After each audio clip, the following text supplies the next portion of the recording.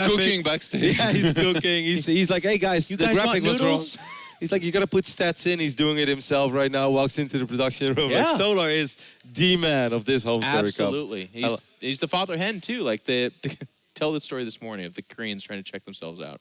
I mean, that is the whole story. I just killed it. Anyways, we woke up this morning. The Koreans are in the lobby because they thought they were leaving tonight, so they were checking themselves out because they're Koreans. They're good little boys. And Solar's like, no, everyone, get back to your room. Tomorrow we leave. And they like scuttled off. And he stopped a Korean apocalypse. He's the leader. Yeah. They tried to leave today. They have no hotel room. Zest and Stans were coming with their big bags, and they just came out of the elevator. So let's no, back up. And they're like, oh, okay. They did. They scuttled off. It's so adorable. All right, guys, get those tweets out to the Twitter and to the internet to let everybody know that HomeStory Cup 14 Day 4 is underway, and we are getting ready for our first quarter finals. Jeff, I know you love it, so just go ahead. Take it away. Introduce the players. All right. Yeah. I'll do it one more time. Okay.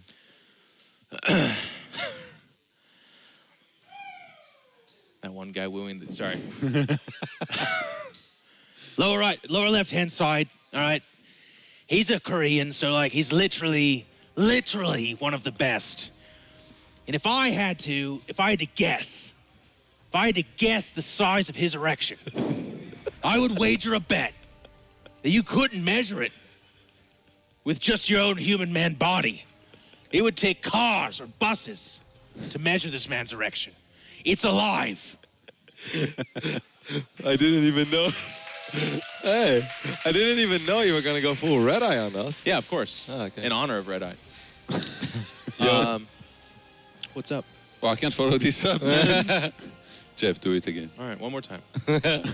You can make a good one about Zest, though, like the 6-pack. Oh, yeah. Well, I was already going to go there. What else do you do? In the top right-hand side, another Korean, okay? And let me tell you something about good old Red Eye, Papa Red Eye here. He's cheesing, by the way. When I was a man, 18 years old, I had a body carved of marble with a dick diamond, all right? I don't know why, but my impression just got really phallic all the time. And I don't know. For real fans out there, by the way, Red Eye's not really that. He's not that phallic. Is he not? I don't think so. All right, it is Zest. What? We got there. As we do have to talk a little bit about the game, he's opening incredibly aggressive. Double gas, one base. He's trying to avoid this Reaper from going in, obviously, because he's got something to hide, Jeff. Proxy Stargate. We've seen Proxy Robo, I believe it was from him in the TY series, to open the series yesterday. And that was really cool. Proxy Disruptor. And obviously aLive is aware of that and saw that. So I'm a little bit interested to see what his read is. We saw the bunker on the high ground in response to this with that Reaper opening.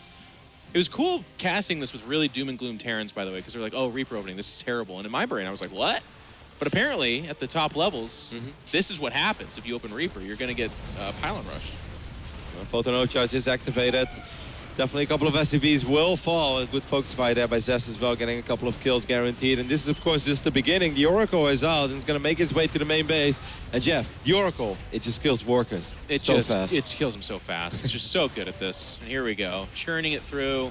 What is the response, though? There is going to be a Cyclone coming out that can handle the Oracle. I think this is going to be a very short game because there is a second Oracle follow-up as well. We saw some Oracle Madness of Patience yesterday, right? Against TY on New Gettysburg. That just kind of ended the game as well, even though the game went on for a little bit longer. Zest he's dropping an NA Nexus over here. He's like, I could make a second Oracle. He'll double expand off this, too. Yeah. This is what he did. He only made a second Oracle. Actually, I think it was Zest. If it wasn't Zest, someone can correct me, I'm sure. But I saw as many as 4 Oracles off SRA. There we go. Yeah, that was Patience on New Gettysburg. Okay. And he did so much work. He's sending everything back just to deal with this Reaper. Doesn't want to end up losing too many probes. Has no energy on this Oracle, though. Yeah, but whatever. He's like, yeah, go ahead and get a couple of kills. Then you're done. Man, I'm so surprised he didn't send the second Oracle and then the Oracle after. I mean, he can still do it, obviously. He's still building Oracles, so he's going to show up with 3 Oracles soon. If he's got energy on all of them, there is not a single Widow Mine out. And yeah, Cyclone is good against 1 Oracle. But even 2. But that's the thing. 3 Oracles actually just wreck this. And that's what's crazy about it. it's an evolution of the meta. They know that you're going to get a Cyclone, and a single Cyclone will absolutely annihilate an Oracle, but if you keep making Oracles, you can run it over. The funny thing about this is that there is 9 armies to play against 18, but he feels like the 9 is just going to wreck the 18. Well, double Cyclone might help a little bit. Good reaction there now by aLive as he's able to, well, at least make the best of that one Cyclone, but it does end up falling. Now, the other one is a little bit out of position. All the Marines are out of position as well, and it's going to be a real SUV massacre. Can you believe I've the never balls seen on these guys to move back in there against an Oracle? Like you talked about the thick marble, but this is next level, Jeff. Lock on! Didn't have it. I know, it was still on cooldown. Got close. So obviously still a great start here for Zest as he's up 8 workers. Blink is going to be the follow-up. aLive is getting stim. That's probably the most amount of units that aLive has lost so far in this tournament. I love HomeStory Cup 2. Like after BlizzCon, after all the tournaments, I get so inspired to go home, do these builds, practice. I'm so excited to have my second Oracle come out. You know, I'm going to go in the main. Yamato Cannon's going to hit the first one. Like 17, you know. Turrets. And I'm like, what in the hell? All right. Widowmine. Jim Raynor 76, you know, mid-Masters NA player, just shuts it down. Trying to break that 5K MMI bar here. Yeah, like, he's so ready for it. He's like, yeah, I stopped watching HomeStory Cup because all those players were just so bad. I don't understand.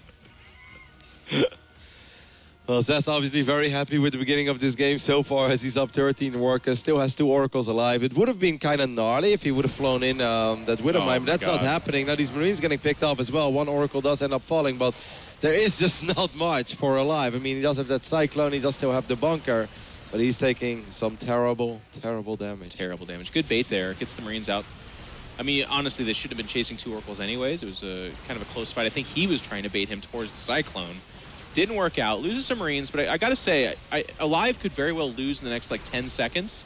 But I thought he actually did a pretty good job bouncing back, actually. Is that another 1 HP Oracle? We've had a couple of that this weekend. Maybe not 8. 6. One more hit. I guess that's all that matters. As aLive is not only just losing a lot of SUVs and losing depots, he's losing more mining time as well. Stim is getting close to finishing up though, but how many bio units can he truly work with? He's building 2 Marauders at a time. He's way behind, but he's not dead. That's the incredible part. Yeah, that's actually sick. He moved the Widowmine. That's kind of unfortunate. It's in the main base right now, so he's going to end up losing a few more SCVs. Yeah, he agrees with you. He's like, that's kind of unfortunate. The thing about Zest from here, too, is that he's always going to be, like, super solid. You can expect him to go into Colossus, just keep on getting more Stalkers, and he knows not to fall asleep on his lead either. Like, he'll attack, he'll hit the timing when he's going to have enough. Like, even now, I didn't even think he had enough. He didn't have Blink yet, and he was already pressuring like a madman and doing a ton of damage. Like Jeff said, just baited out those Marines very well. Like it feels like there's not that much he can do. Just 5 Stalkers, no Blink, and there's a bunker there. But some really smart movement. Tax the army here, and needless to say, this is kind of a frustrating game for aLive. He just needs to build up an army, and then he can start moving out. But he also knows if he picks up a couple of units, tries to drop. Oh my God, this micro. Oh. Nice. This is a good start, though. The Robo is... Did that kill anything? 1. Yeah, well, I mean, in theory, it's a good start. I don't mean this was an amazing drop or something like that, but I mean, the mine is there, and there is no detection. Okay? he'll get 1 more shot off. Yep.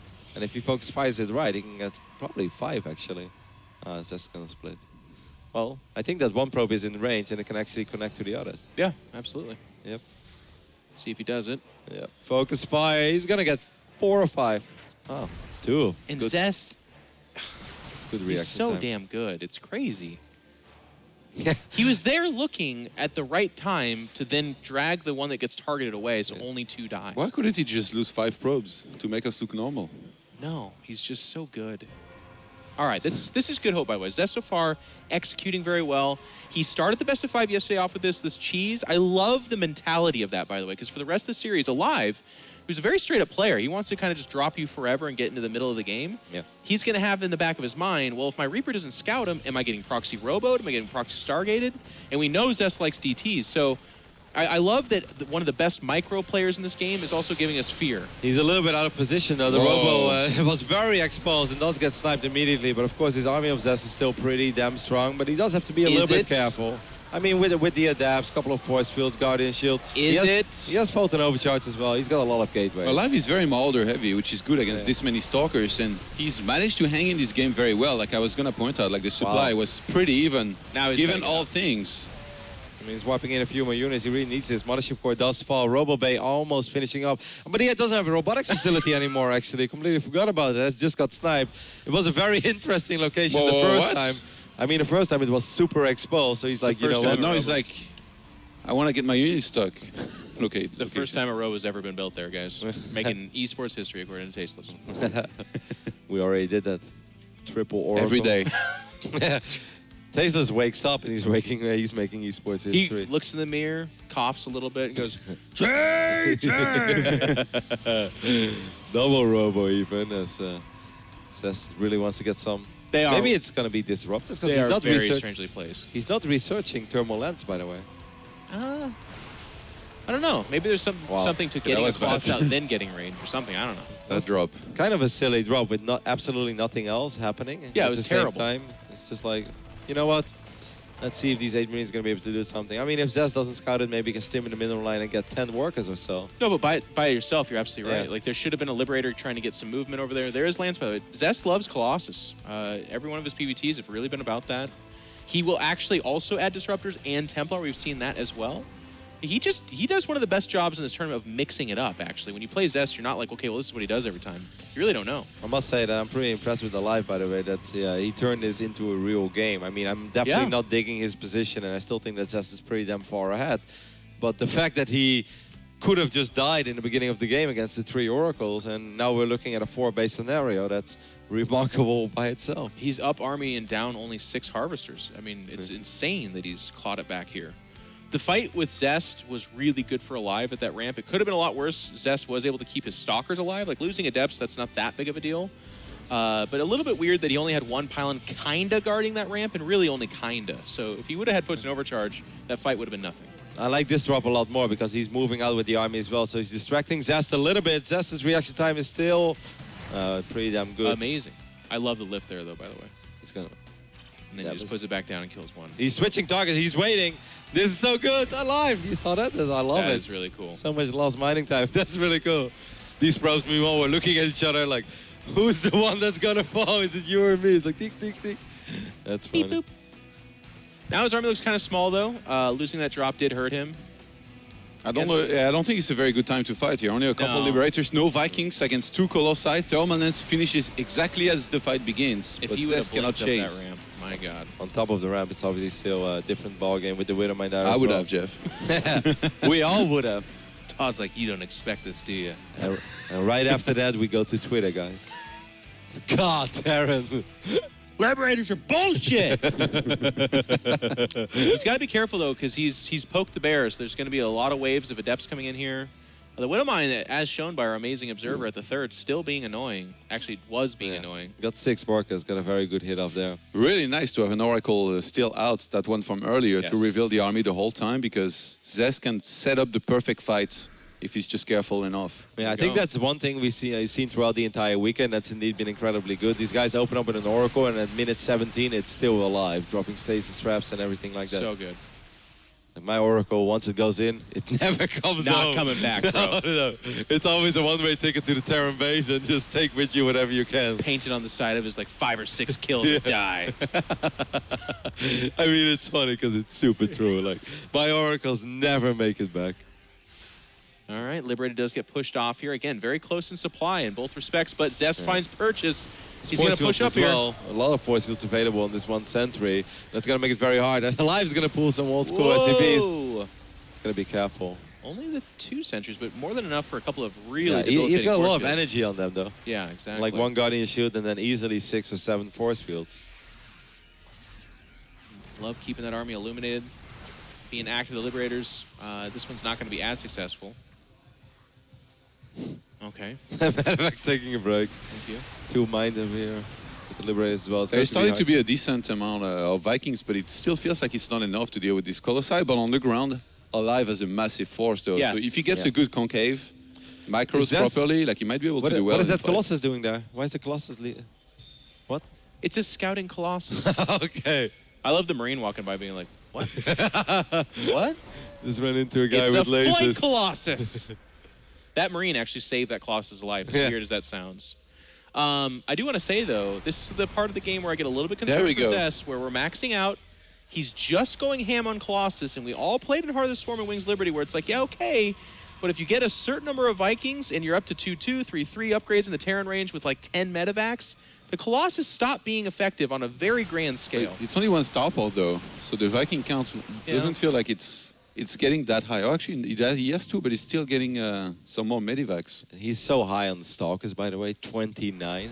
And they're terrible in a fight. This feels super old school. But the problem for aLive is that he doesn't have a forward base. Maybe he's building one actually outside of his turret. It's almost done. He's just going for the big fight, man.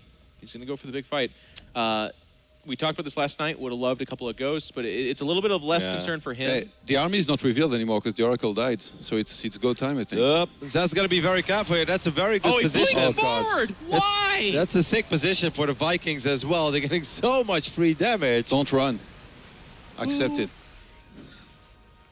Force fields?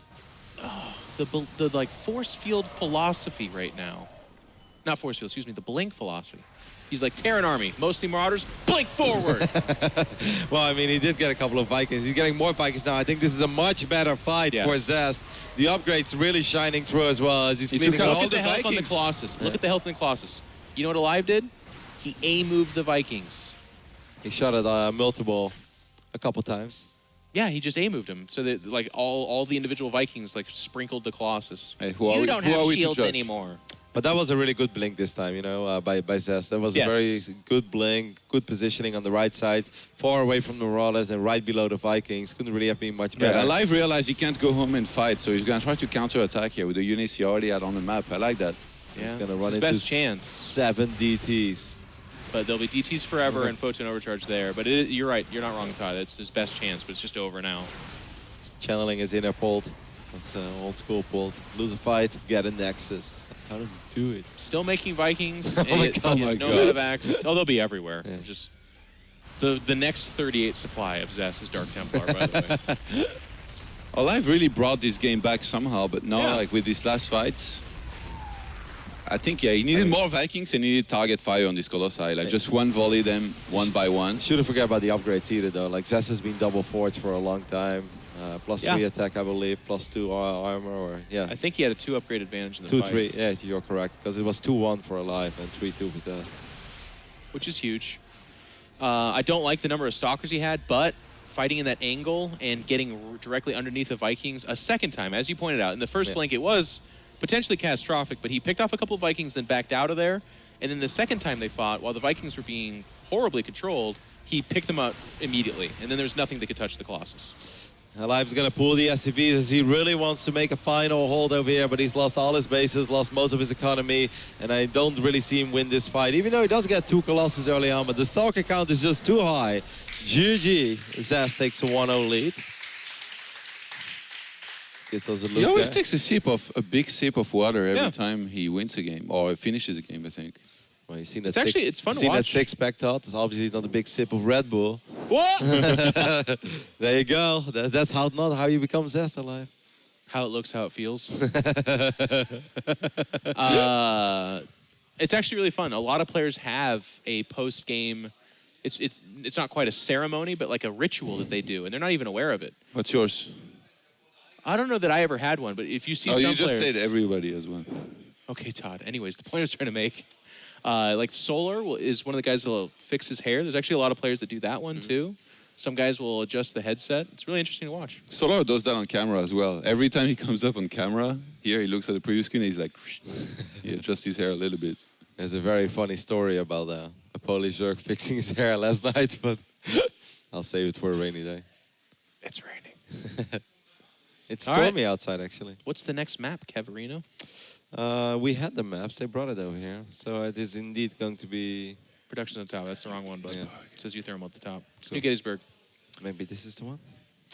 Yes, this is the one. After that, we'll go to King Sejong Station. So map 3 is obviously a good one. I mean, map 2 is going to be hard for aLive, being down 0-1 right now if you lose New Gettysburg, which normally is in the line of expectation, as that is a pretty damn good map for Protoss. It's going to be very hard. I hope to see a game where aLive doesn't fall behind in start. I want to see how these go, because now you really brought it back nicely. Yeah. He seems to have a very good attitude about games, never really leaves early on. Not necessarily like fancy GG timings, but he really make the best of like very rough scenarios early on. It's crazy. I definitely think there's a moment in this game where he was ahead in a lot of respects.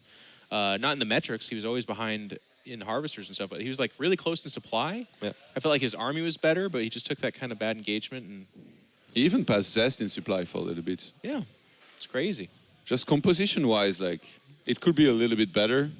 It's always hard to tell when Protoss is going to stop making Colossi, right? And I think Zest fully knows that. So this game, he went ham. He made, like, what, 8 or something? Like, in his maxed out army, which is a lot for sure. Yeah, it was like a Wings of Liberty composition. There's like 8 Colossus, 30 Stalkers, couple Sentries. And then instead of charge slots, he had a couple of Adepts sprinkled in. But other than that... Which are better in that composition. It's in some respects scary. But the Colossus, of course, is a lot worse. But I actually just like the way the Colossus functions in that it kind of throws Terrans off. It does put them in that weird spot again where Todd was talking about this, but it's like he's making some medevacs, some Vikings, and then we're harping really hard on him not focus firing the Vikings, but honestly, like that's not a... It just gets a little bit more complicated than what we're used to from Legacy of the Void for a while, but people are making Colossus now, so Terrans are going to... They're going to get back to the reason why Protoss stopped making Colossus, I promise you. They'll be like, oh, you made Colossus. Okay, cool. You're dead. But here we are, New Gettysburg. Hopefully you guys all watched BlizzCon, and if you did, you know very well how this map functions. Tasteless explained it. Just so much passion to return to that lesson over and over again. Every time that you cast on it. Hammer it in, just pile driving that lesson in there. Talking about blockers and ramps and bridges. Potential gold base, wide open areas on the north side of the map. Just gorgeous. He had it all covered. Huge shout out to Tasteless. Without him, who the hell would explain to us what bridges do in StarCraft? You know? I guess, yeah, okay. So lower right-hand side, Red Terran aLive. Left side is Zest. The people were kind of getting behind the introductions here, though, Jeff. So maybe They get excited. Yeah. So. And I hate that. Oh. You don't like when people get excited? No, I like when they get excited. I like when they don't get excited about dumb things. You want them to get excited about the first drop that does some damage, or they get shut down, or the Oracle that survives with 1 HP. Isn't it weird that the loudest cheers you hear are introducing the players? Yeah, I mean something like Disruptor hits, or Bailing run-bys, or Burrowed Bailing. I think Burrowed Bailings is like the... People love Burrowed Bailings. Nukes. Nukes as well, that's true. Yeah, well, like, how often do we see those? Not very often. And we're going to get... Yeah, it's a big macro map, so I don't anticipate with Zest not cheesing 2 in a row. This is gonna go... Does he do Stargate, though, you think? No, I think this is going to be a defensive blink opening. You know, like, or it could also be Dark Templars, because with Zest you never know, but I'm definitely expecting Robo Twilight here and then 2 more gates. And what I want to know is if he goes up to 3 bases a lot faster, how he used to do it, or if he's going to do more of what he did yesterday in that awesome series against U-Thermal, where he put himself very defensively, where he went basically Colossus 6 gates of 2 base and then goes up to 3 bases, which is pretty much as safe as you can get. With Blink, of course. Yeah. Yeah. Some of those programmers are talking about how the meta was kind of going back in that direction a little bit. I really like the double command center build over here by aLive. This is something that Kalazur mentioned yesterday, that he thinks a build like this can be very good if Zest indeed does his 6 gateway Colossus build on 2 bases, because that's just not super economic, right? So why don't you try to get economically ahead as the Terran and then just make a massive push of 3 bases, which is going to hit incredibly hard. Yeah, I guess the danger is if he scouts it fast enough, but it's a question of does Zest even try to do that? Like, does this Adept go all the way over there? And even if it does it see that? I don't think so at the top of the ramp. But if a Protoss going Colossus sees you went 3CC, that is the Squirtle timing. It's like, well, I just stop making anything but Colossus and Stalkers and go after you. Not exactly sure how that works in Legacy, though. I think that's a little different. And I also think New Gettysburg, because of the ramp in the natural, it's kind of a hard map to really push into your opponent. Like, I think it's a lot easier on a map like Frozen Temple, or Frost, where there is no low ground, high ground. But I think it's not ideal, but if they've completed a 3rd CC and are dropping mules on something, and you've got 2 Colossus and a bunch of Stalkers, what's the better answer? Dropping a 3rd Nexus or adding like 3 gateways and just going? You know, one thing that's not really known about aLive, actually, is that he's really good with all races. He does a lot of reverse race, and his random is actually fantastic. So his understanding of the game is, like, really developed. I even saw him here backstage or, like, downstairs earlier play a bunch of reverse games with, like, Rogue, I think it was, and he was just, like, straight up destroying him. Rogue is Zerg? Yeah. Wow. But, like... yeah, I've seen him in the past play a lot of like reverse race against pro gamers, and I don't think I've ever seen him lose pretty much. So Tasia also used to be an absolute god with off races. But he cheesed a lot, no? Tasia? Yeah. No, A lot of players that play reverse race, Yeah. they're like, oh yeah, I'm gonna do the most OP thing that I whine 24/7 about. So it's like 7 gates and stuff. Like Scarlet against Don Gregu, like Yeah. a sick cheese. 7 gate to 2 gas. It's exactly right. I used to like it back in the day when Zergs would off race as Protoss. They'd show up with an army with like 13 sentries. Yes, that's true. There was even a meme They'd about that. throw up all the force fields, the and Reddit. then their army would just melt, and they'd be like, "This game's stupid." The good news for Zest is that he's going up to 3 bases a lot faster this game. You know, he's getting his Yeah. defensive blink, but he's going up to 3 bases at the 4-minute mark, and that's very good news against the build of aLive. Because if he would have stayed on 2 bases a lot longer, get a Forge, get a Colossus, and then maybe even get extra gates, he would have been in so much trouble against the Triple CC build. So I don't know what triggered Zest, but he's making the right call here. Star Sense, man. He's reading the build order or the build of the best of 5 right now pretty well. What? It's in the middle. It's the rally from the Robo that we're looking at right now. I don't think Super. that's what he was zooming in on. What is that thing? Nothing really. Oh, it's a cocoon. Maybe it's. Why are we looking at that? Because there is absolutely nothing else going on, Jeff. We can take a look at Christopher Columbus, the Marine over here. He's going on a journey. I'll be back, boys. Then he runs into the Doop, depth. doop, doop, doop, There doop. are depths on the other side of the wall. I'm coming back. Oh my God, he's in front of me. How did he do that? You know what's kind of cool is you can tell he doesn't have resonating glaives. Yeah, you know, doing my job here as a caster. Just like, oh, it's huge intel. All right, the observer's getting weird here. Zooming in on dead bodies. To be honest, Zooming on an observer covering a bridge. I do want to give a shout out to our observer. His Doing a name is great job. Kevin. He's not only been doing a great job, but he's also been doing a pretty hard job, as he's the only observer here, and he's doing like 9 or 10 best of 5s a day, which you know, it may not sound like that much, but it actually becomes incredibly intense after best of 5. That sounds 5 or very s- HomeStory Cup. Yeah, like after 5 or 6. Sorry. Oh, and he's Yeah. apparently also the admin. He's arranging the casters, I guess, as well. He's doing map vetoes. He's doing a little bit of everything. So. This is very HomeStory Cup. Yep, shout it. Dennis, like, I was going to pay you in cheese pizza, but I'm thinking about making it a pepperoni. Because you've done so well. You get 2 toppings instead of 1. Scan being thrown down, and aLive doesn't see all that much. He's smiling. He's like, damn it, it's true. Taking up to Colossus. I think that's it is the second forge being added on. Armor's about to finish here. It's just a very standard, very passive opening. The third CC from aLive kind of made him do that. Typically, he's the guy that likes to be aggressive. We're going to see him spill over into aggression here soon. But He's gonna spill over, isn't he? it's going to have to be impressive, because if you just are like, hey, Zest, feel free to take 4 bases, I'm not going to do anything about it. Who on earth beats that?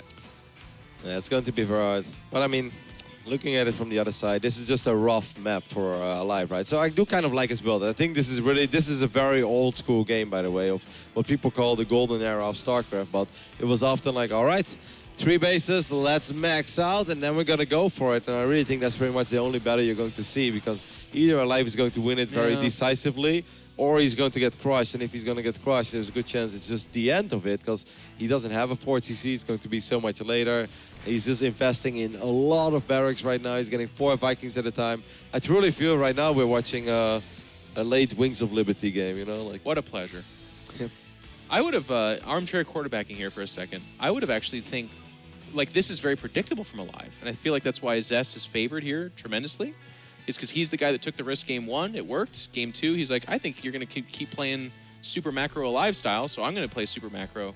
What if aLive, like, proxy to factory, proxy starport, did a 1-base all-in, something like that, on a map where it's harder to pull that off, Yeah. but not expected. So that's what you're trying to, do. maybe do like the supply block on the bridge. Yeah.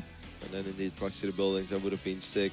But this is still going to be a hard hold for Zest. Like, obviously, if he holds, he's going to be in an absolutely phenomenal position. But he's investing in a lot of stuff as well. Like, he's getting Archons. I don't think he's going to get Storm immediately. I think this is mostly for Archons at first. But no, actually, he does. Wonder if it's going to be in time. I mean, like, it can be hard, Jeff. No, Like, if you go I'm laughing because I do that every day too, Yeah. and I like seeing it happen to other people. Like, I don't think it's going to be Storm immediately. Boom, Storm right away. Like, couldn't have been faster. Yeah. And as a comedy, you just like take that in the stomach. You're just like, oh, okay, well, it could have been anything, I guess. Someone in chat's like, what an idiot. Obviously, it was for Storm. It's all good.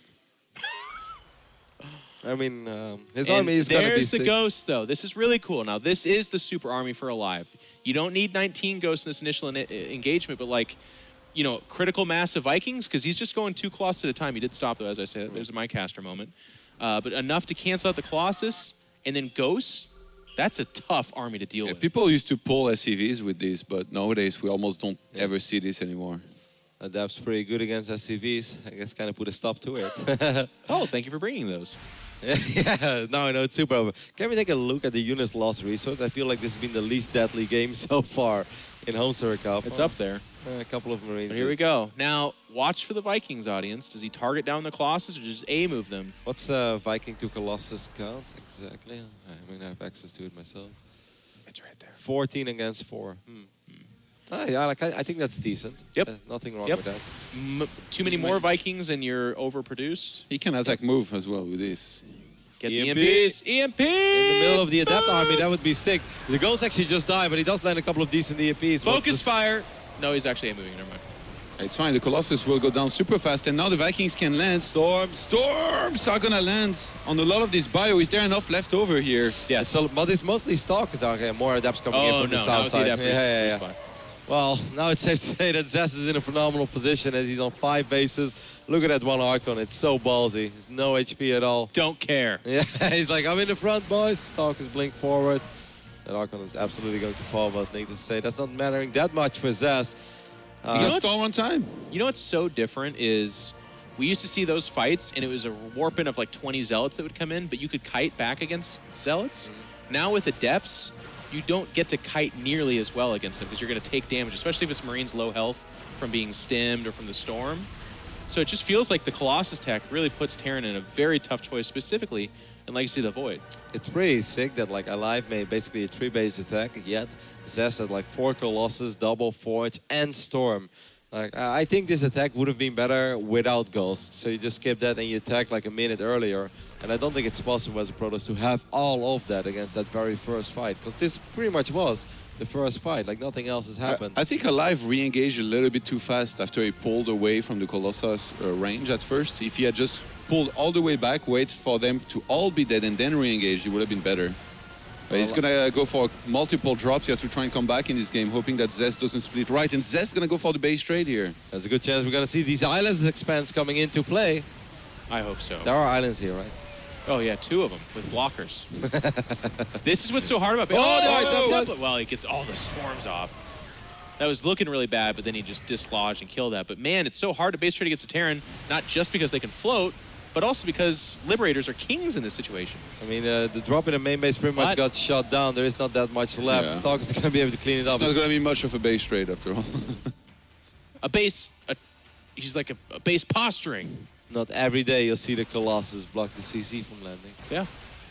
What else is he going to do? Yeah, he's like, guys, I'm here. aLive's, you know, he's obviously hurting. He's floating the main over that base. He's down in army supply. But he's holding on. If he can turtle us up, get a couple of good drops, there's a chance. Yeah, no Mothership Core available. A couple of these Adepts that are being wiped in are going to get picked up immediately. +3. Get the +3. Yeah, that's something. Maybe get a robotics facility. That's nice. It's all nice, but obviously he still needs to do a little bit more because his army of Zest is monstrous. So does he have a couple of Liberators? Like any defensive Liberators? Yeah, he's got a bunch. Okay. He's being attacked at his 3rd, though. This Adepts, man, again, they're so tough in all phases of the game, but they can just get right past the defenses. Yeah, especially when the depot is lowered. I mean, if the depot wasn't lowered, it would have been a little bit harder for them to get in. Zest is going to step into a lot of these liberation zones. He's just testing. Yeah. He's like, all right. Yeah, they still shoot. They are paying attention. Well, fair enough. Well, Cheeky. 4 Yeah. shots. That's definitely us, by the way, back at home. Like, son of a, damn it. Why is there a Liberator there? Yes. All right. So aLive has turtled up to, we'll call it 4 bases, but it's obviously not. Too real, Kevin, I guess. Yeah, no. It's like, what? I've lost all my Templars, and then you look at the minimap and say, what the hell is a Liberator doing there? That just makes 0 sense. He's going for it. What? No, just checking. I don't understand. If aLive can max out, actually, like he would have a massive army being on these few walkers. Goals Liberator against a Protoss that doesn't have a Stargate. The dream is absolutely alive. He doesn't have advanced ballistics though, so that's kind Has of a he shame. been Liberator harassing that middle base? Because that's like the ideal base to Liberator harass. I don't think we've seen that, No. right? But he did drop it and he did pick it off. Yeah. Just finished up again for Zest. There's that first That's not a target, good by the spot. way. This is tough. This is a tough fight for Zest. But that these High army is Templars. High so Templars. marine heavy. If he gets Yeah. stormed, that army's disappearing so fast. There's quite a few High Templars on the map. 6 in total. 4 of them are over here. It There's feels 2 like others. Zest can't engage into this many Liberators. He's just super hard for him. He has to go all the way around, try and catch reinforcements, but he's going to lose an important base. I like that he's threatening base trade, though, because this army moving. Oh, the Templar! EMP. They're all bunched up together. He gets some feedback. There's the MP. There's one with Storm still. There's the Storm. Wow. What did you just snipe? Beautiful Storm. Terrible damage. Good job by aLive, of course, sniping that 5th base. Oh, he's going to cover his Oh, retreat. he's running into swarms. He's going to cover his retreat with Liberators, try and get in there to snipe the Colossus deck. Oh, my God. That's a couple of dead probes there. I feel like that could have been a little bit worse. It's Zest really... thinks he's got to go. No, he's going to back out. Does he have anything coming out of the main? He's wiping in 10 stock, because I guess he wiped those in the Yeah, I main. think Zest has to fight. Yeah, yeah. Oh, that's actually good. He's getting a lot of these medevacs. Zest is going to go for it. And here we go. He gets a good surround. Does start shooting down the Liberators, but this is the best trade you could hope for if you're alive. Wow, look at the supplies. He's actually aLive. up in supply. Gets another Colossus that comes out of there. That's so sick. It really felt aLive was super dead after he made that 3-base push. He lost his fort. Saves the medevacs, by the way. So many probes died too, so now Zest's economy is going to be way worse. He scans one of the additional bases, top left, sees that it's Wow. not there. Wow. I'm very impressed. Wow. Okay, these Marines won't do much. What ones? aLive making a stand. Oh, up there. You wait. You know what? Does it ever happen to you guys where you're like, oh, it's just a couple of Marines, but they stem and they're 3-3 and they focus fire all your probes and your entire mineral line dies in like 2 seconds? Yeah, every game, I guess. So. Okay, it's not just me. If the first Widowmine drop doesn't kill me, usually that's what comes after. Whoa! Oh, he Ghost tried to go walk after right the, in there. Yeah, he tried to go after the Templar, but they're still circling around back there. Really good control by Zest on the High Templars. There we have Thank the God! Marines. It happens to him too. He does wipe in a He couple did of handle it a lot stalkers at a better. time. Yeah, he did handle it a lot better. This 5th base is like the 4th time I think it's going to get cancelled or Wow. killed. He's not only going to snipe that and pull back, but even drop in the main. Feedbacks. Oh. Doesn't get the job done. Zealots are not going to save the day either. This drop's going to be super annoying. He's going to kill all the Yeah. units that are there with ease. And now he's going for the Robo again. He keeps on That's the last row. canceling these Colossus or potential Colossus production there could be. Kind of surprised he didn't shoot the pylons. Yeah, I think that's exactly what he's going to do real soon, though. He's going to be able to unpower the majority of the gateways here, but Oh, he gets out just in time. Oh, aLive is aLive's very a good at beast. dropping, by the way. Yeah. Very good at dropping. well, these cannons are in a little bit of trouble as well. See if Zest can maybe save it with a couple of defensive warpins. He's going to try. And good catch by our observer, by the way, seeing that 5th base, I guess you would call it, even though it's the natural floated over there.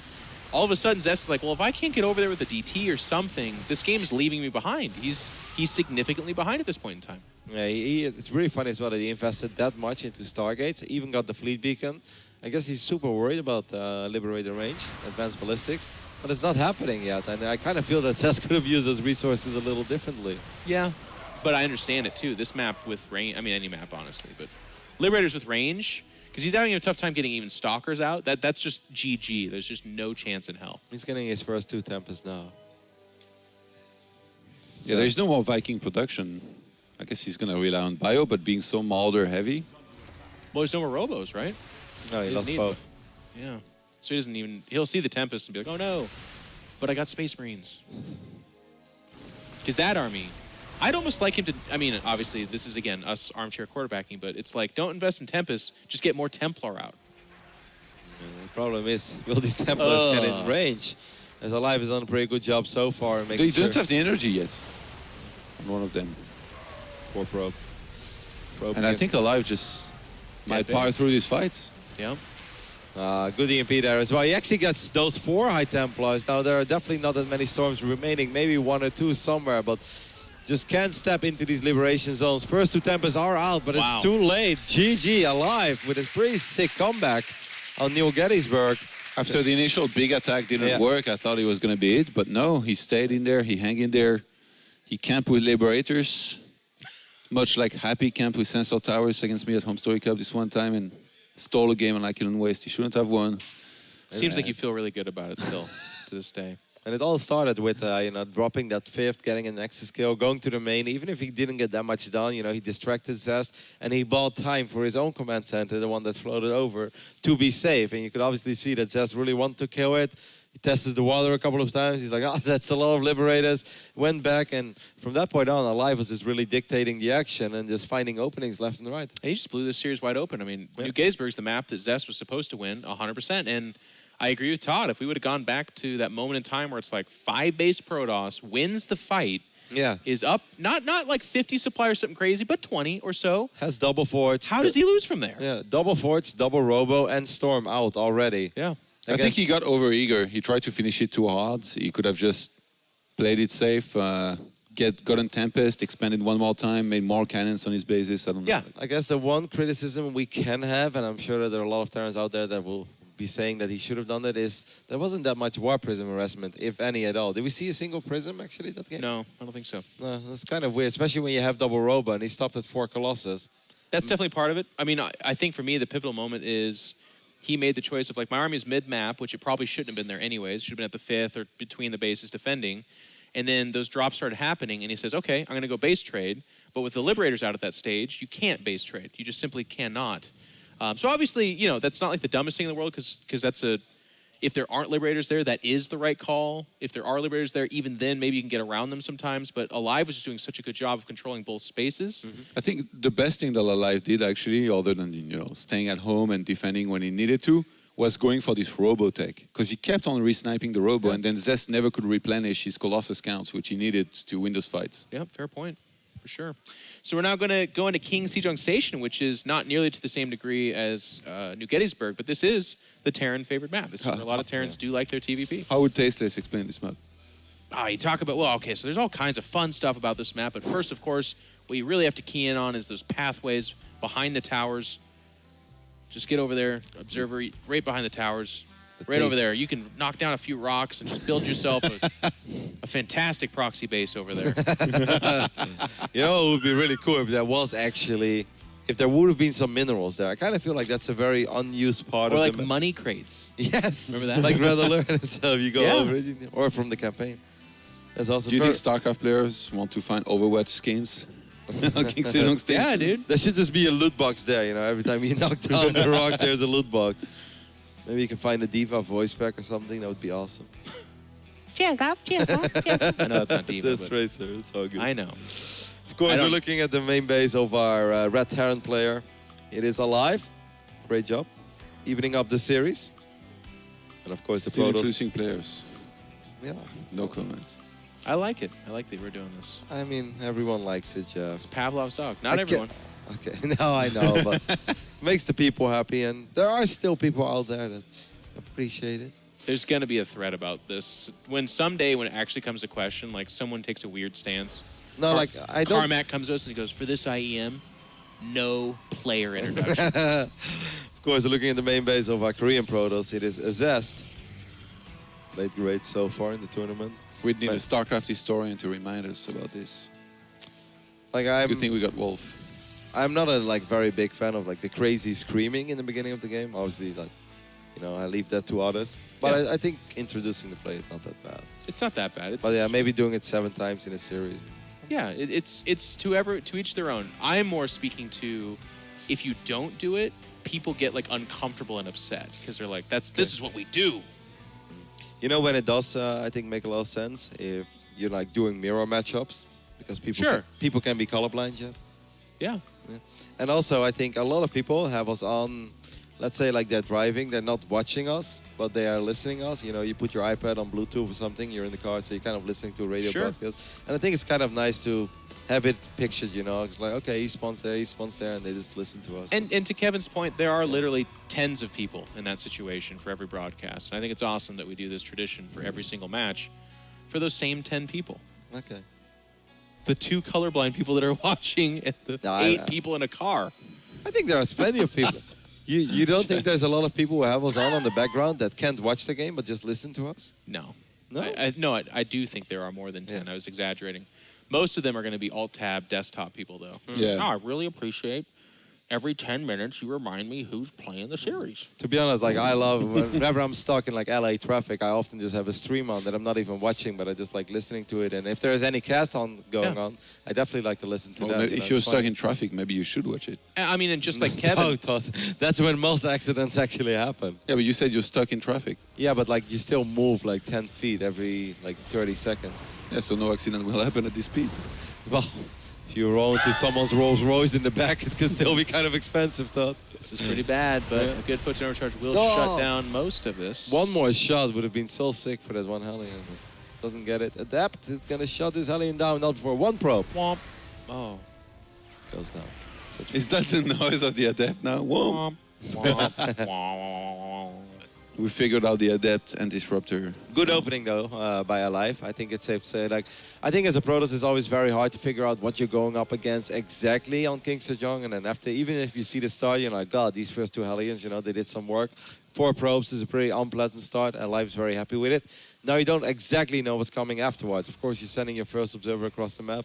But it's safe to say that Zest is in a pretty paranoid state now. And I like that he's going to send his Widowmine towards the third base. Super annoying for Zest if he doesn't have an observer there. Probably lose always at least one probe, Yeah. not more. That's definitely happened where you just keep sending them over. Yeah. Like, I thought I sent one. Yes. Again and again, and then eventually, like, God. And then you build the Nexus, like, Or like whenever you build a Nexus, it doesn't work, you're like, must have misclicked. Try again. Nope. Burrowed Zergling gets up and runs away. Like, what? He's Terran. You know what somebody did to me once? It was really sick. He had 2 barreled Zerglings. So I tried to build the Nexus, doesn't work. I was like, maybe misclick. Try again, doesn't work. Indeed, unburrows the link, runs away. I was like, fine. What the hell? It was another one, Jeff. He had 2. I know. Well, while we're on Rotterdam stories, I understand that you thought you played an AFK player fairly recently? Yeah. It wasn't ready. You didn't see that. It was sick. I had like. how did that happen exactly? So I had the rough. Kevin gets to his base. Okay.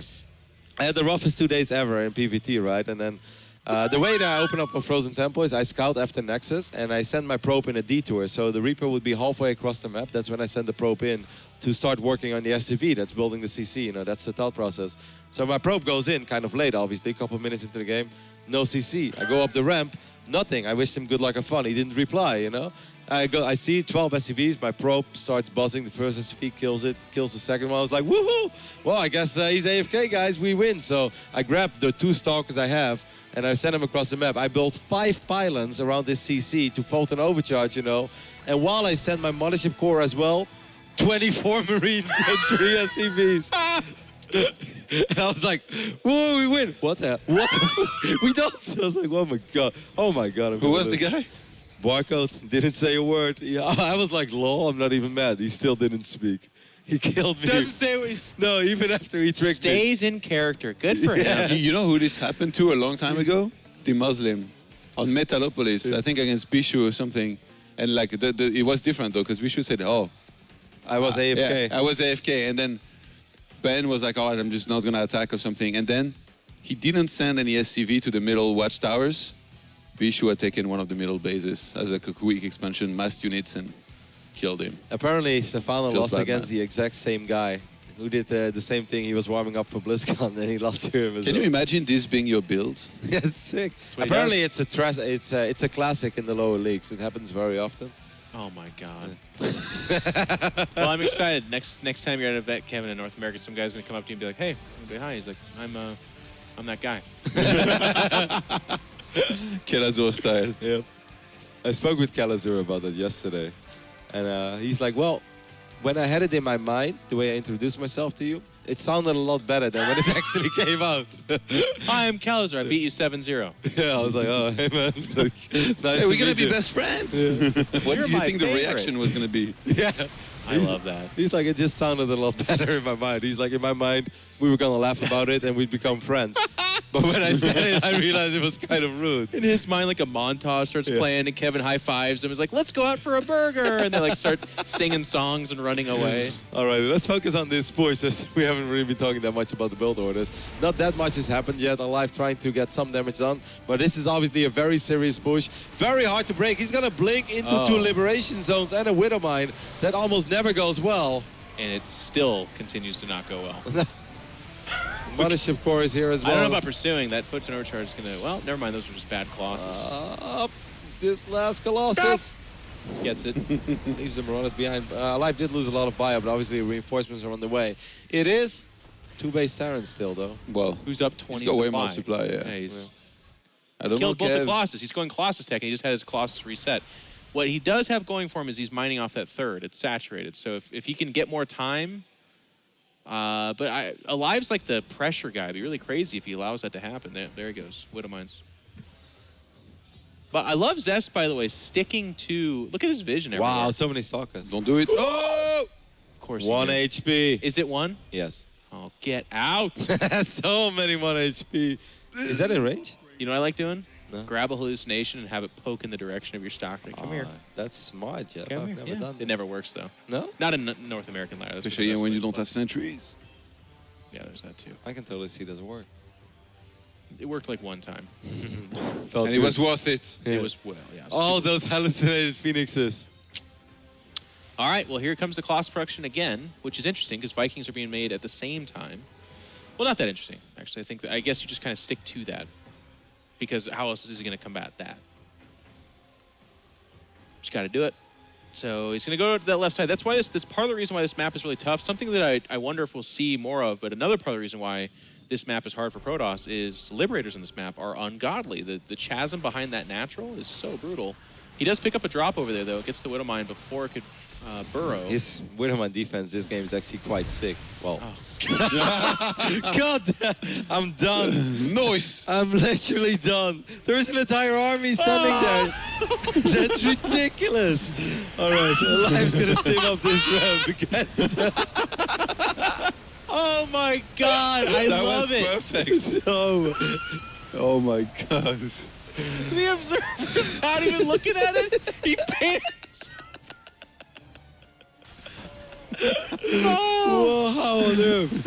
Oh, you know what I like about it too? All right, so here's the exchange. We'll let this play out.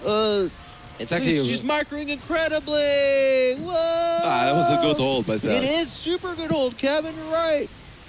If these Vikings could just bring it down. Nope. All right. So, anyways, my favorite part about this though is again, as another caster and someone that does the same thing, there's a few different ways of commenting. There's the mega safe where you never commit to anything.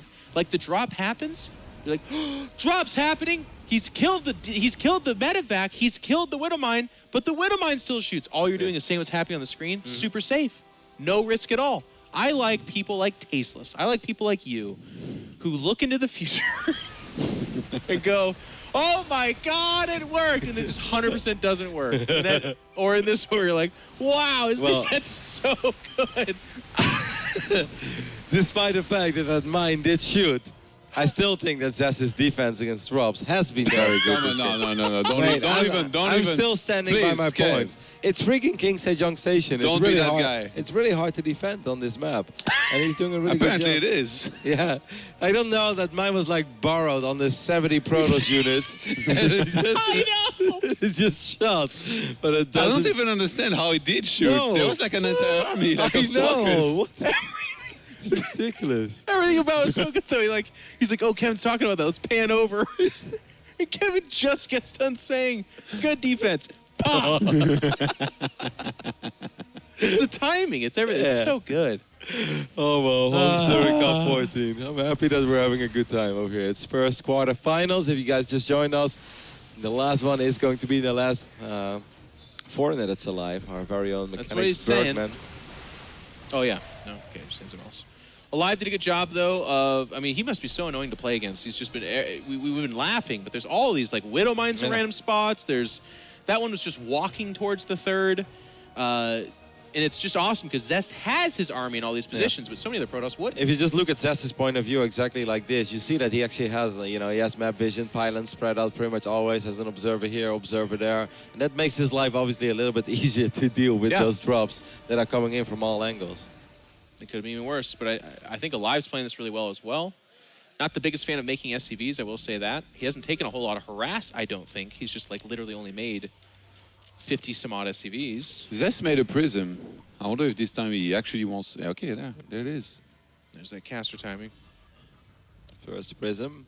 I think of these. He's lost no SCVs or one or something? Is that what that was? 11. Wow. No, that's Widowmines. Yeah. Oh, I can't see for shit. I'm just sitting back 14 probes have died, but indeed 0 SCVs have fallen so far in this He's literally game. only made 51. And as we say that, Yep. Well, not anymore. The first SCVs will go down. I think that 30 SCVs dead. Yeah. Good move by Zest. Yep. This is Meanwhile, something he's you're also saying is being missing. active with his army in the middle of the map, but it's still going to be very hard What to is go up he this doing? ramp. What are you- Colossus in front. Holy shit, he blinked up that. There's still a couple of liberation zones. I'm not sure what the Stalkers What are shooting at. are you doing? He's getting a couple of Vikings, but He traded. He got rid of like a lot of. It wasn't An as army bad as I thought it was liberators, going to be. I'll tell you that right now. well, I mean, he is down like 25 army supplies. So it was just still bad. I'm just saying it wasn't as bad as I thought. It's mostly, it just looked a little clumsy because the Colossus were in front and they were just eating like 1 or 2 full volleys of And all it's these Vikings. 33 SCVs now to 60 probes. I don't think there are turrets. And Dark Shrine's about to finish. Zest. Oh, there's this one. Zest, whether it's Come on, early Jeff. game or later. Why is it so funny when I'm wrong? And when Todd is wrong, you just... I mean, I'm not completely wrong. It's just one turret. Okay. Wait, let's check the building. Structure tab, 7. No, just 2. 2. That was funny. Like, it was immediately to like, Yeah, every base. Kevin is like really taking the piss out of us as well. He's like, every single time we say something wrong, he's like, bam, here you are. Here's Todd, though. He's right. Yep. And this is going to hurt a lot. By the way, he lost his SCVs. Oh, is it I'm not alive? sure he Getting even desperate. remade them. He's going to engage. Yep. I don't think he remade SCVs. EMPs. 107. Feedback. Probes being pulled. This time it's pre-storm, by the way. It does land a good EMP. That should just be an Archon right now. The Liberator's just going to siege up over here. What are these ghosts doing? They're running in so far. They were impeded. But Are they still over there? Yeah, they got it. They actually got it. Well, so where did the Liberators just Where go are the now? Liberators? Yeah, where? They should have been saved up. Interesting blink there all the way to the south side, as far away from the Vikings as possible. Oh These my storms God. from the south side were pretty sick. Zest is actually doing a pretty good job. The Colossus do fall, though. The Very storm scrappy fight. saved his butt. Yep. I mean, this is the big deal. Orbital command. No, I think he's dead. He just won't be able to get reinforcements out there. I mean, 3-3 in the production tab for this. Like, And it's DTs pretty are so golden. sick as well in these super scrappy games. I mean, that was awesome. Sick, sick. That was such a funny way that the fight started. No. Repair. Okay, Is he? repair. He is Yeah. repairing, but he's dead. Observer does fall. Oh, no, he's got a... You gotta No, be. I don't know. Adepts coming in from both sides. Yeah, The storm, Lander there's storm. Viking Oh, my God. Rip. Beautiful storms, and I mean that actually for sure. following it up with feedbacks as well. GG. Zest wins on King Sejong. Oh, what a fun series so far. aLive did this back when he was on EG2. Actually, him and Puma were kind of famous for this. Like, if you did any kind of harass to him at all and killed their SCVs, A, they already had few SCVs because they were just kind of army guys. But B, they almost never remade them for the most part, too. And that's... When he lost, he went down to 33 SCVs and then stayed at 33 for the rest of the game. The ritual. Yeah. He takes that sip, slowly puts down, gently puts down the bottle. It'd be funny to, like, clown, like, when he's, like, mega intent in the game, sneak up ninja and, like, replace the bottle with, you know, pick your poison. You know what? Something really funny. And he's just like, ah! Like baking soda. Yeah, it'd be fun. Baking soda and Mentos. Shake it up. Next map is going to be Frozen Temple. Maybe we could see some one-base Neutral. shenanigans, or at least super aggressive two-base from aLive. I don't think so. I think it just is the same thing. Extended macro game on 3 bases. Yeah, I'm. Who was the other TVP we saw him play? I just didn't see much difference. He played against Drogo. Yeah. The only time he got weird was on Dasan, I Dasan, think. yeah. But everyone gets weird on Dasan. That would be the 5th and final map of this series if we get I hope there. it goes the distance. Same. We've had a lot of series go to distance this weekend. Unlike at BlizzCon in the round of 8. It's sick, by the way, that Zest, like, he's actually incredibly good on King Sejong, not just this map, but yesterday against Utermo as well. Like, I think Utermo played great that game. Like, he was in really good position. I think a lot of the pro players said as well, like, they really thought Utermo had it. He was up 2-1 in the series, you know, up a base, up 30 supply, but Zest just seems to not die on this map, no matter what you throw at him, no matter what kind of a push or timing you hit. He's really smart in, like, observer positioning, pylon positioning, and then just takes the right fights. I have to say, for as much time I in particular spent saying that these guys were playing at a low level, this series has been nice. I think Zest had a couple questionable blinks, but whatever. It's an intense game in the final 8. Yeah. Otherwise, to your point, he's been playing really well. And those storms, could not have been better. And coming in from multiple angles is a big deal. I know that's, he just did the right things. He's playing very well. But so is aLive. His harass, it's been really good. Really good. And Zest, his man of defense has been awesome. It actually has. I agree with you, though. Like I said, what you said wasn't dumb or something. No, It's just the timing of it was it was hilarious. perfect. I'm okay. I can laugh about myself, Jeff. It's All right. all good. Well, we are all tied up in the series, if I'm reading it correctly. It's it can't be. It's 2-1 for Zest. That's what I Scoreboard guy's not here yet. Kevin is doing that too. thought. Come on, Kevin. Or it's Solar back there, actually. yeah, the two guys running HomeStory Cup. Leading 2-1 with an impressive game just one ago. It is KT Rolster Zest. This crowd's way more lively than past HomeStory Cup Sunday crowds, by the way. Usually it's very quiet on Sunday. I just hope that the Muslim shows up before 7 p.m. That would be cool. Yeah. So we can cast a second match of the weekend. That'd be great. The top left-hand side, the red Terran from Africa Freaks. It's aLive. Africa Freaks. It's not Africa. It's Africa. Pro being annoying. Do you remember back in the days when people used to always compliment Huck about his pro harass? Top 3 control, bro. Yeah. It's like, look at all these pros. And there were indeed games where like a Terran would have like 7 injured SCVs. It's like, this is really not supposed to happen. Like, this is nothing where like the pro would leave with 4 kills. It's like, okay. I mean, Huck's very good and all, but this may be a little bit on the Terran as well. It was funny how much attention it got, but he actually was very good at controlling pros. yeah, but They would also go to the mineral line, and he'd do the the mining and the not mining things, so they would block you from taking that pile. I tried that as well, and then I got supply blocked and I had 600 minerals, and I was like, you know what? Yep. I'm never doing this again. Then you flip back over and it actually had grabbed all the minerals anyways. Yeah. And can't do it anymore. You're like, okay. No, but he was very good about that. Or he would steal your gas, mine minerals, mine gas, mine minerals, mine gas. I did that one. I could do that one. That was a little easier. That was a lot easier. But it's very fun as well, because if you think back of those days, you're watching like a quarterfinals of a big tournament in 2010, and the probe gets 2 SCV kills. You know, right now, the guy in Gold League will not lose a single SCV most of the time, you know, so such a massive difference. It's so funny to compare. You're right. Different day and age. Reaper's going to get in here and see a very safe opening from Zest, or it's going to die. When the Adept is almost done as well. He He's- was like, if I don't jump down there, photon overcharge. Oh, the tilt overcharge, really? No, I like it.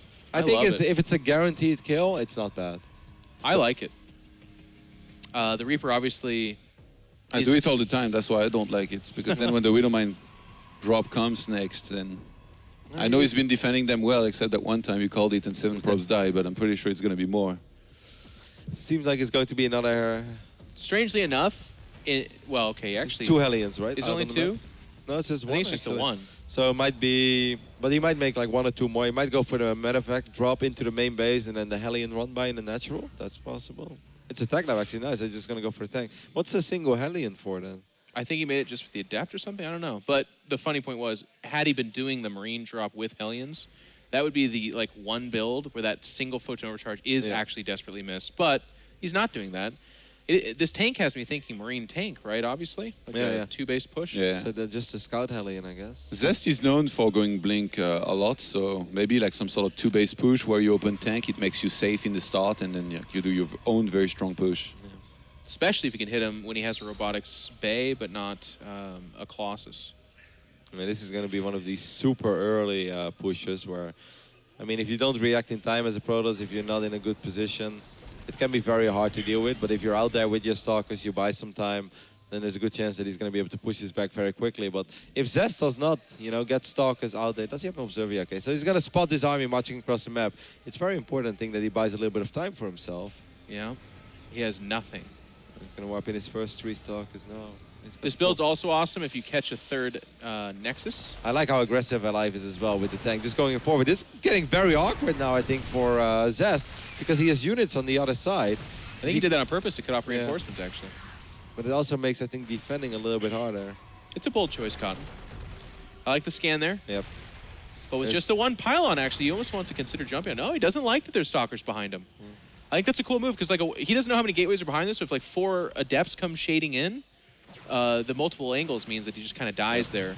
I like him backing off. Yep, that's smart. He forced out a lot of units, and obviously Zest, you know, he cannot expand during that, so he has to respect the push. Robotics Bay being warped in now, and the main base off. Protoss getting that Immortal. Pretty similar to the way he played against Utermo on this map. Even a second Immortal.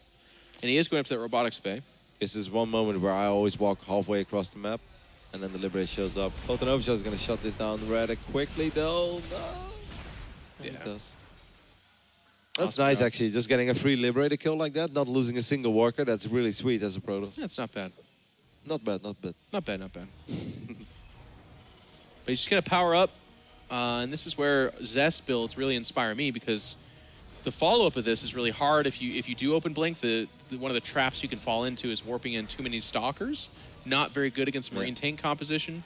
But getting a Colossus or two out, if they do go too Marine heavy, it kind of flips the script a little bit. All of a sudden, those Marines become a liability. Yep, I do like this move right now, as he has like a little bit more map vision, I believe. How many observers do we currently have? Actually, just one observer. But it's nice. He's going to see that the army is here at home. He's going to eat a shot, but at least he knows aLive's on 2 bases. And this gives Zest a much better idea what he's up against. I would like to see Resonating Glaives. Like in some of the other games, he got it super late. But I think it makes sense against this push, because it's going to be relatively Marine heavy. There's obviously a couple of Marauders in the mix as well. But he's making quite a few adepts. So yeah, I would really like to see him start Resonating Glaives like right now. Yeah, it's always interesting. And the argument people always make is like, no, you delay that upgrade. But he's just floating 500, 300. Yeah, that's no argument. Does he need to make, like, is it like a panic snap 6 Stalkers? No, there it is. Yep, Chrono boosting it out as well, and it's going to help out a lot against this push that's going to come in. aLive, tournament live on the line. So far, it's been pretty much smooth sailing for aLive throughout this entire tournament. Never really been in trouble. Won both of his groups. I think he dropped 2 maps in total or something. Maybe 3, but definitely not more than that. But now he's down 2-1, and this push, it's going to have to do a lot of damage. Otherwise, it's all over. It's coming at a good time, though. Colossus range. But going through the middle is very hard, because what about sentries? They can buy so much time. Like, obviously, eventually, you're going to have to give up this ramp. But, you know, he's got 3 sentries here, so it's going to be hard. I think if I'm aLive, I go via the south side or I go via the north side. Widowmine drop into the main base. Surprise! No reaction this time. Now, this is what happens in all our games. That feels like very familiar. Yep, I'm watching a replay myself. Zest losing 10 workers, obviously distracted by this push. That's very cool, by the way, by aLive, because not only is he dealing a lot of damage, he's also giving his push, you know, some movement forward, because obviously Zest looked over at the main, like what on earth just happened there. Is he just going to walk up this ramp? Wow, what? Surprised by that. Yeah, I guess he respects Liberators and tanks. He has done a good job of buying time for himself. Is he attacking just before range? And the glaive? What the hell is going on? Does he have enough to win this fight? I mean, Guardian Shield. I guess he does. Yeah, Guardian Shield is really good. He saw an opportunity there for the Stalkers. Yeah, because the position was good. Yep. He was just up the ramp barely here for aLive, so he was basically everything got hit by the Colossus, range or not, and Holy he shit. lost a huge chunk of his army very quickly. It was a sweet Stalker position. I mean, that's definitely true. These Liberators, they were so exposed. Whoa. Scouting Colossus. Donating He's like, I'll do Colossus. it. Don't worry. Shout out to Minigun. He's out there. He was streaming actually the other day. Yeah. He's playing a little bit. Motherfucking Jones. A legend. Now the big concern, by the way, Careful. no 3rd CC for aLive. So with that attack getting blunted, I feel like he's just so far behind. Yeah, Zest should be careful here. I mean, obviously he's in a good position, but he really does not have to do this. Even though he's just going to go up again, forward, blink. A couple of these targets are very exposed. Does clean up a lot of the Terran units, but he has no reinforcement point. This is so risky. He sees there's no CC. Zest, you really don't have to be here at all. He's getting that memo too. He's Yeah. like, what? Yeah, expanded. Go back home. And I've won, I got the high ground. Yep. You underestimate my powers. And that was good in the end, obviously, as he got a few more expensive Terran units. aLive really not in a position to replace those units that easily. Dark Shrine against 2 CC, by the way. I know that And you double can, forts, it's like almost silly to analyze when a Dark Shrine goes down, because I think it's always a good idea. But especially in this situation, when a Terran's on low econ, they are not saving energy, and they have less energy at the This time there's no turrets. Nailed it. Take that, Kevin. Go find a turret on the map, Yeah, right? find it, fool. I really feel like aLive is super dead, by the way. Like, supply is very close. He's even a little ahead in army supply, but I feel like he's so... It will all come down to the defense. He's doing a lot of damage If in that Zest- base. yeah, 12 he- probes. And that Nexus was on the fire as well. I mean, well done. Jeff. This is my moment. This is my moment. Here I am. Well done. Rocky like a hurricane. Gotta be careful there. Don't lose one of these mana vexes. aLive big. really can't replace them. and does get out of there. Good moves by aLive. Tank Very good Shrine moves. about to finish, but no Yep. pylon across the map or War Prism, so they would take quite some Absolutely time. fucking incredible timing on these things. 0 chance. 30 probe side. Son of a bitch. It's so stupid. Oh, into it. Wow. Did he see it with the medevac in the main, I guess? Because he dropped something in the main base. He must have No. seen. What? Oh, yeah, he saw he was there. Yeah, he saw it in the natural. Well, I'm not sure if he clicked on it. It's He a did. big pylon.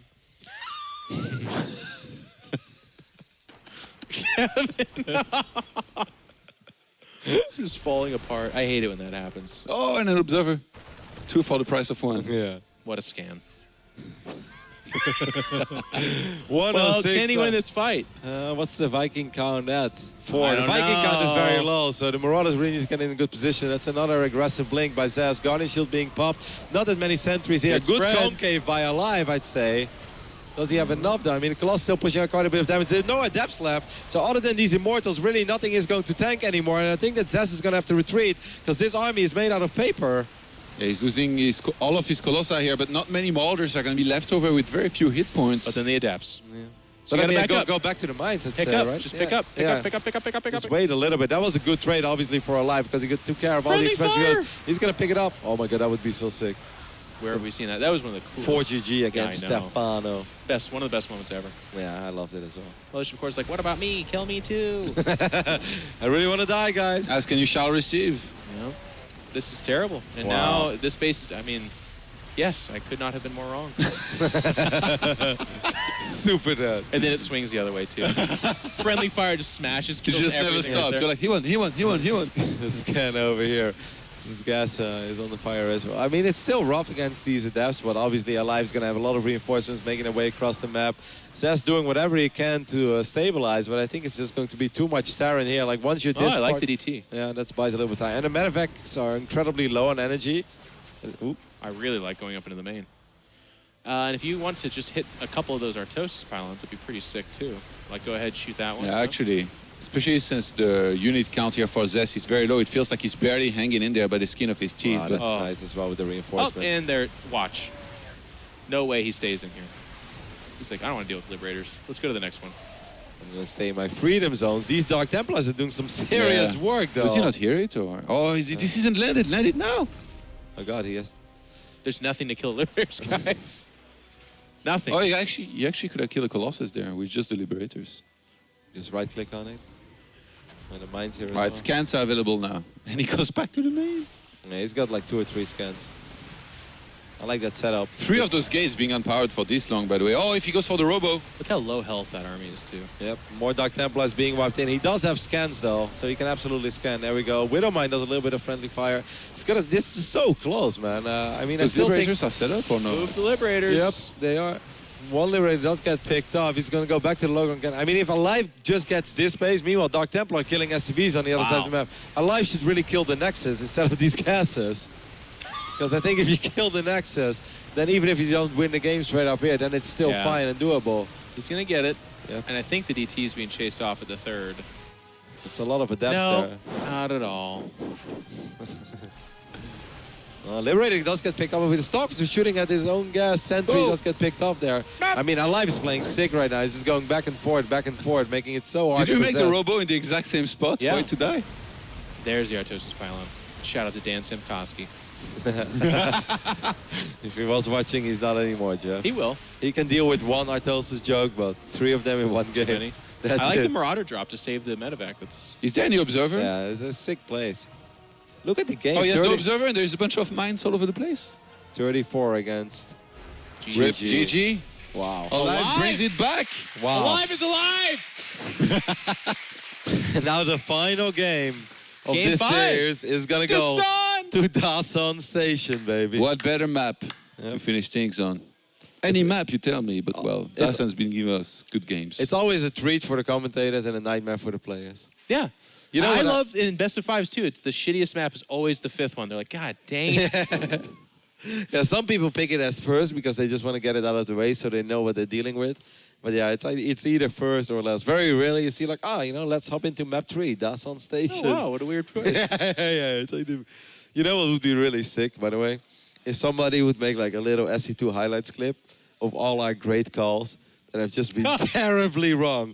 And like you can title it like, hey, like big shout out to our knowledgeable commentators at HomeStory Cup, and you just get all these fucking calls. You know, there's no turrets, bam, bam. It's like great defense against the winner mine drop, boom. Super dead. Yeah, aLive is super dead. 30 pro aLive is stuff. alive. He wins.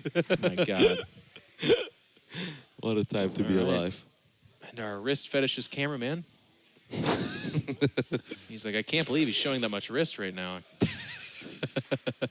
Zest nonetheless. How could I not take advantage of this moment? Change the broadcast to PG-13. They're so veiny. Oh God, he's pressing on it. Oh, If I could just be that bag of resin. that's big. Instead of his hands, they were thighs or something. Jesus. All right. Getting But ready. That's what everyone's thinking. Everybody. Yeah, man, for sure. Here we go. Quick shout out to the sponsors: Need for Seats, MIFCOM, Twitch, I think, Sennheiser.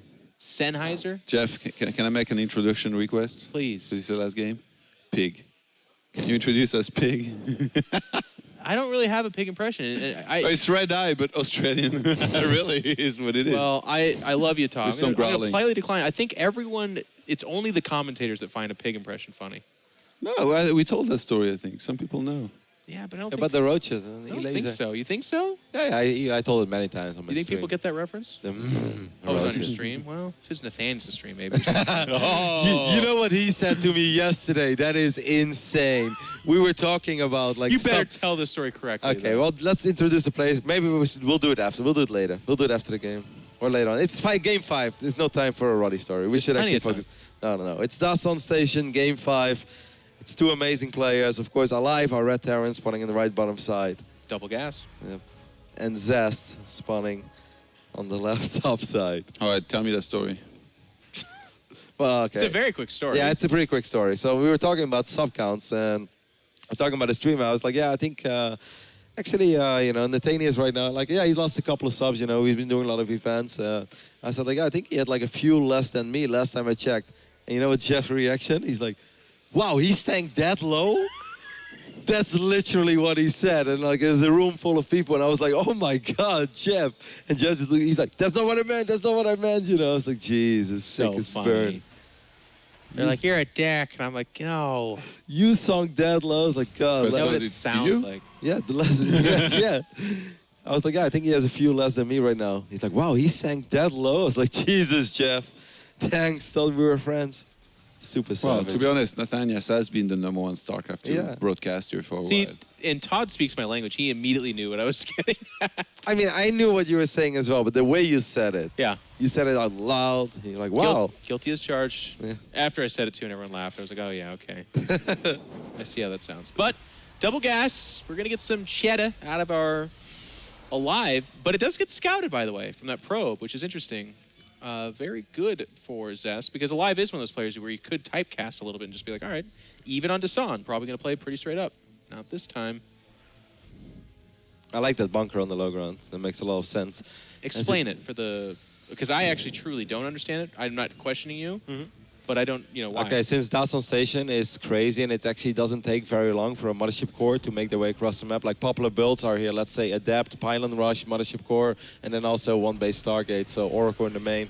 And then it's impossible to defend against both things at once. There we do see the Stargate, but it's not super early because we know Zest is expanding, but that's not something that aLive knows. Okay. But it's mostly to prevent Photon overcharge rushes or even just like a 3-gate opening, If you lose the ramp, you lose control of the ramp, you lose the depots, you can straight up lose the game as a Terran player. So it's just something to be very safe. And Zest, by the way, let me remind everyone, clinched last night basically this exact same situation and build. Game 5, Dasan goes straight Phoenix and straight Adept to back it up.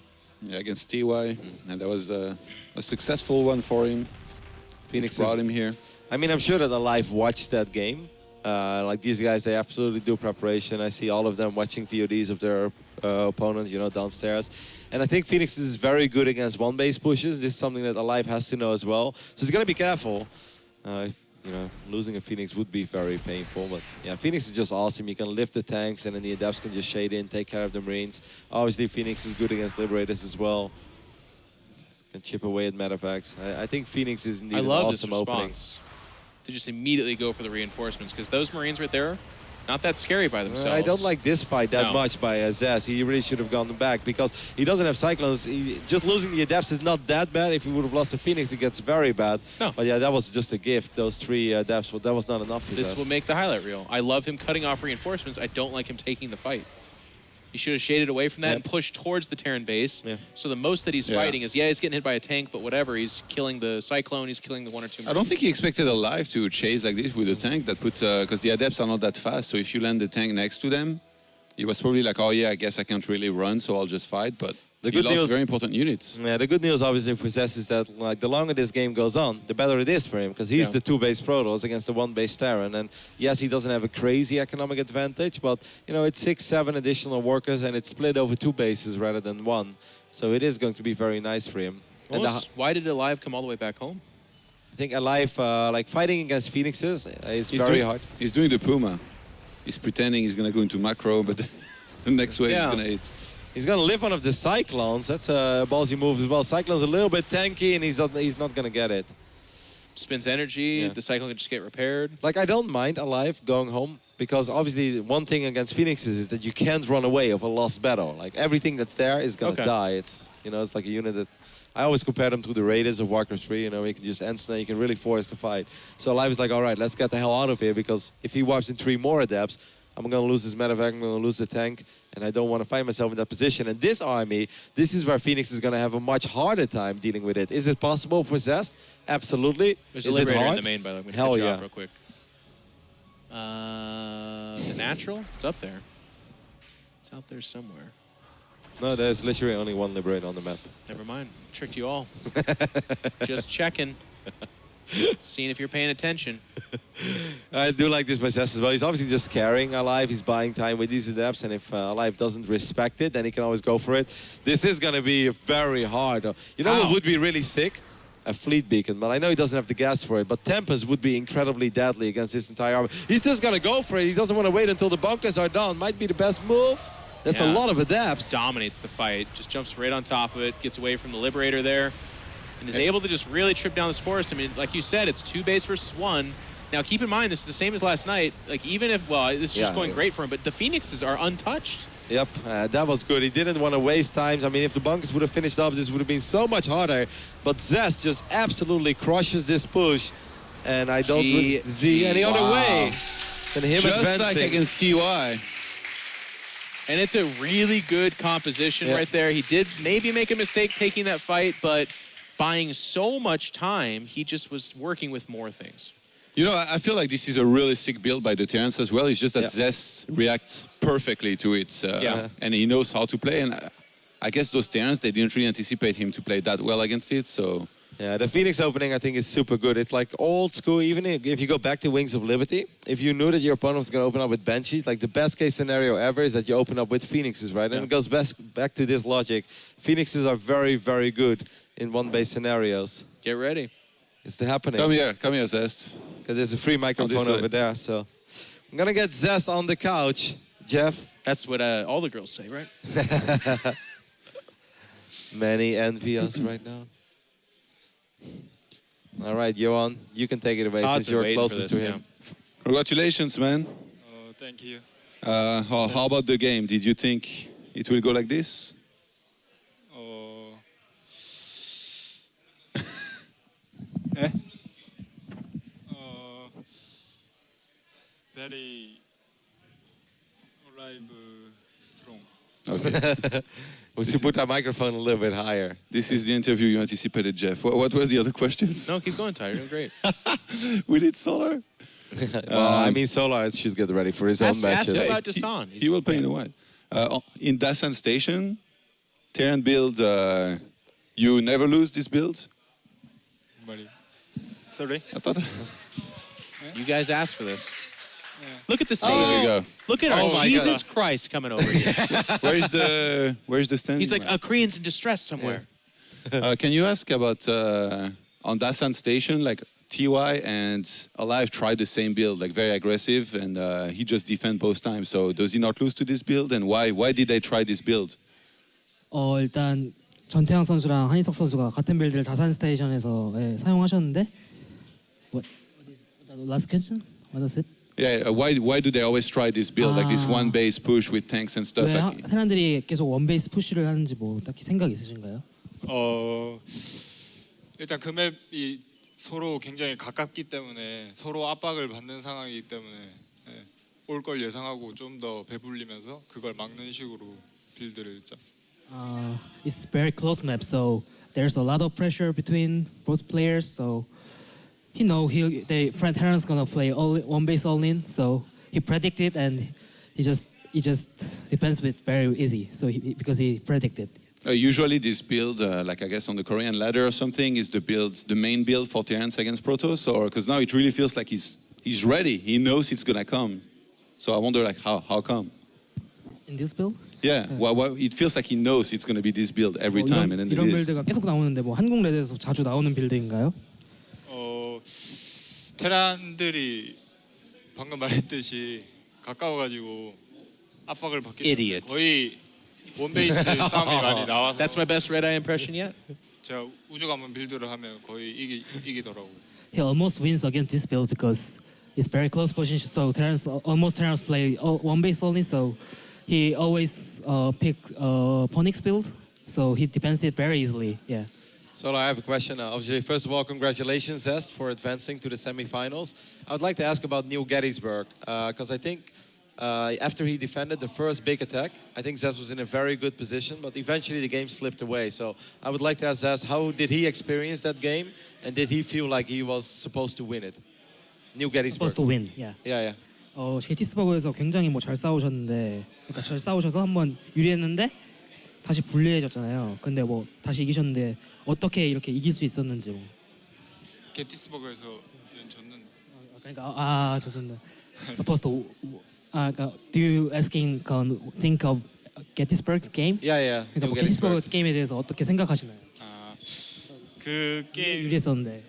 제가 좀 한희석 선수가 초반에 배를 많이 불려가지고 좀 불리했었는데 한방 그 고위기사 몰래 숨어있던 걸로 대박이 나가지고 그 경기를 가지고 올 수 있었는데 이겼다는 생각에 조급해져가지고 빨리 끝내려고 하다 보니까 결국 졌던 것 같아요. aLive plays really greedy at first, so he was very good, not good in that game. But his hidden High Templar hits a lot, kills a lot of army, so it's going well. But he was too fat. He was too Rushed to try rushed and finish it. because that is why he lose. All right. Okay. Up next, it will be SOS or Rogue. Does he have a preference, or does he worry about either of them? Up next, he will play SOS or Rogue. Yeah. Is he worried about any of them, or does he prefer to play 다음 one? Any? 상대가 김유진 선수나 이병렬 선수 뭐 걱정되는 딱히 걱정되는 부분 있는지. 누가 올라오든 일단 결승 갈 자신이 있어가지고 자신이 있다고. He's very confident. Both of players not worried to him. He was just confident. All right. Ah, He can go nice. final, he thinks. Okay. No, all good here.